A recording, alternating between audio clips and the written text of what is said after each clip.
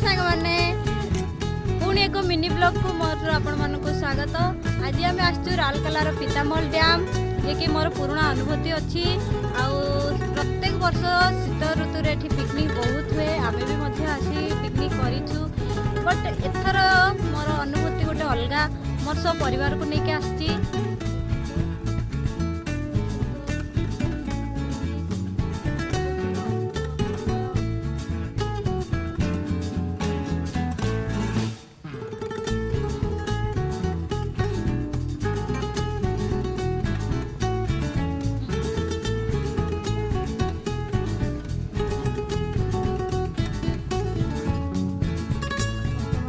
फेरिया अवस्था सकाल आसलु बहुत डेरे भी पहुँचलु एठारे। आपण मैंने आसिक एथर ये अनुभूति को